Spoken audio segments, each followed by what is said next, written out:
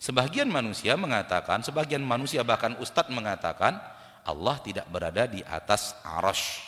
Karena kata dia, Allah tidak butuh apapun daripada makhluknya termasuk arsy.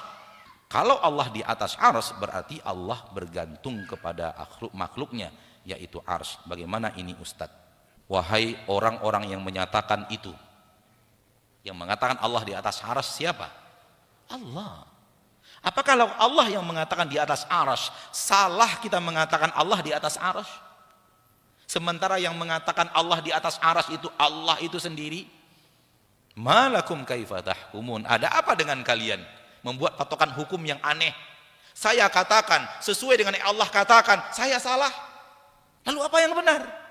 Kalau saya nanti ditanya oleh Allah di akhirat, kenapa engkau berkeyakinan aku di atas arsy? Seandainya itu yang Allah tanyakan nanti kepada saya di akhirat, saya akan menjawab karena engkau di dalam Al-Quran mengatakan engkau di atas arsy. Lalu apa jawabanmu wahai muslim?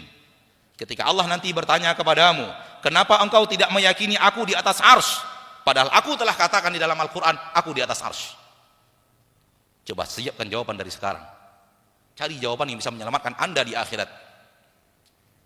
Ya akhi, bagaimana anda tidak mau meyakini sesuatu yang Allah nyatakan tentang dirinya? Apakah anda lebih tahu tentang Allah dibanding Allah itu sendiri? Bukankah Al-Quran Allah turunkan untuk pedoman?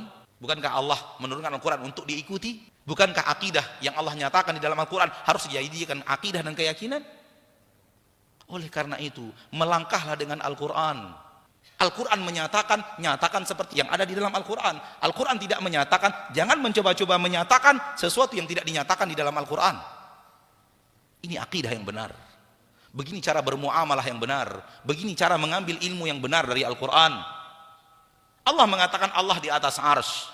Namun Allah tidak mengatakan di dalam Al-Quran Allah membutuhkan arsy. Dari mana anda punya keyakinan kalau kita keyakini Allah di atas arsy berarti Allah butuh arsy?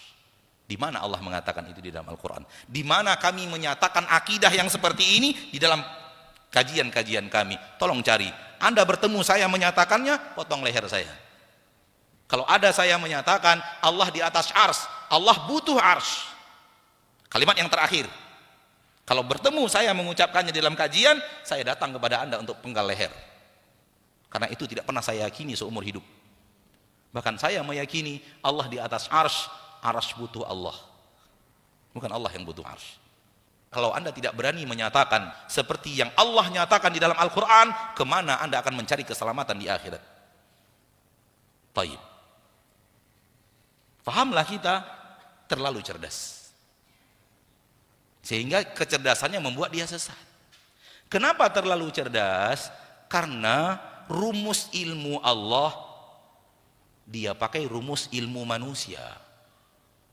Letak kekeliruannya ada di sini. Dia berbicara sesuatu tentang Allah, rumus yang dia pakai rumus manusia. Raja di atas singgasana. Arsy itu artinya singgasana. Raja di atas singgasana, sedang enak-enak duduk, singgasananya diangkat, jatuh rajanya.